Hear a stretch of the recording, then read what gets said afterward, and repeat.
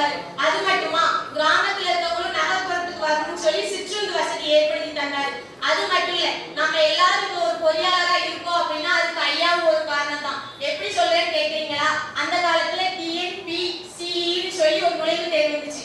அதை ரத்து செஞ்சு கிராமப்புற மாணவர்களும் ஒரு பொறியியலாளராகவும் மருத்துவராகவும் வந்திருக்காங்க அப்படின்னா அதுக்கு ஐயா தான் காரணம். அது மட்டும் இல்ல, இங்க நிறைய பேர் நம்ம ஃபர்ஸ்ட் கிராஜுவேட்னு சொல்லி ஒண்ணு உதவித்தொகை வாங்குவோம். நானும் ஒரு முதல் பட்டதாரி உதவித்தொகையில படிக்கிற மாணவிங்கிற பெருமையா தெரிவிச்சுக்கிறேன். ஏன்னா அந்த திட்டத்தை அறிமுகப்படுத்தினவரே ஐயா கலைஞர் அவர்கள் தான். அது மட்டுமா, ஒரு நாட்டுக்கு எந்த அளவுக்கு ராணுவம் முக்கியமோ அதே அளவுக்கு ஒரு மாநிலத்தை கட்டி காப்பாற்றுறது காவல்துறை தான். இந்தியாவிலேயே முதல் முறையாக காவல்துறைக்கு ஒரு தனி ஆணையம் அமைத்த முதல் மாநிலம் தமிழகம். அது நம்மளுக்கு பெருமை. அதை விட சிறப்பு என்னன்னா, அந்த காவல்துறையில பெண்களுக்கு செயலாற்றுவதற்கு வாய்ப்பளித்த முதல் தலைவர் நம்முடைய கலைஞர் அவர்கள் தான். அது மட்டுமா, பெண்களுக்கு உரிமைக்காக பெண்களுக்கு சொத்துரிமை, இடஒதுக்கீடு, பல்வேறு திட்டங்கள் தந்தாங்க. எல்லாரும் சொல்லுவோம், ஒரு நாடு முன்னேறணும் அப்படின்னா ஒரு பெண் முன்னேறினால் மட்டும்தான் ஒரு நாடு முன்னேறும். அந்த பெண்களை படிக்க வச்சது மட்டும் இல்லாம அவங்களுக்கு நிறைய சிறப்பு சலுகைகள் செஞ்சாங்க. பெண் என்பவள் சும்மா அடுப்புறதுக்கு மட்டும் இல்ல, அவள் நாட்டை ஆள்றதுக்கும் கட்டி காப்பாற்றுறதுக்குள்ள திறமையுடையவள்னு சொல்லி வெளியே கொண்டுட்டு வந்தது நம்ம கலைஞரையா மட்டும்தான். இப்ப நம்ம எல்லாரும் வெளிநாடுகளுக்கெல்லாம் மருத்துவத்துக்கு போலாம். ஆனா வெளிநாடுகள்ல உள்ளவங்களும் நம்ம மருத்துவத்தை பெறங்க வசதியை அந்த காலத்திலேயே அறிமுகப்படுத்தினா நம்ம கலைஞரையா தான்.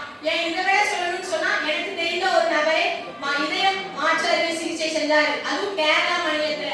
ஆனா அவரிடம் கலைஞர் மருத்துவ காப்பீடு திட்டம் இருந்ததுனால அவருக்கு இலவசமா அனைத்து செலவுகளையுமே நம்மளுடைய அரசே ஏற்படுச்சு. இத மாதிரி பல இன்னுயிர்களை காத்த மருத்துவ காப்பீடு திட்டம். இது மட்டும் இல்ல, ஆசியாவிலே மிகப்பெரிய பேருந்து நிலையம் எங்க இருக்குன்னு சொன்னீங்கன்னா நம்ம சென்னையில உள்ள கோயம்பேடு பேருந்து நிலையம் தான். இதை விட மிகப்பெரிய சிறப்பு அப்படின்னா பெரியார் நம்ம எல்லாருக்குமே தெரிஞ்சிருக்கும். ஒடுக்கப்பட்ட மக்களுக்காக தன் வாழ்நாள் முழுக்க பாடுபட்ட ஒரு மிகப்பெரிய தலைவர். அவருடைய சிந்தனைகளுக்கு செயல்படி கொடுத்தது நம்ம ஐயா அவர்கள் தான். ஒரு முறை சட்டமன்றத்துல ஐயா தன்னுடைய ஆதங்கத்தை வெளிப்படுத்தியிருப்பார். ஏன் தாழ்த்தப்பட்ட மக்கள் கோயில் கருவறைக்குள் செல்லக்கூடாது? அதுக்கு காங்கிரஸ் இயக்கத்தை சேர்ந்த ஒரு அம்மையார் சொல்லியிருப்பாங்க, நீங்க தான் ஆன்மீக மறுப்பாளராச்சே, உங்களுக்கு என்ன கவலை அப்படின்னு சொல்லி. நான் ஆன்மீக மறுப்பாளர் தான், இல்லைன்னு சொல்லல. ஆனா உயர்நீதிமன்றத்துல கொலையாளி மட்டுமா உள்ள போறான், வழக்கறிஞர்தான போறான் அப்படி சொல்லி அப்பவே தாழ்த்தப்பட்ட மக்களுக்காக குரல் கொடுத்த ஒரு தன்னலமற்ற தலைவர்.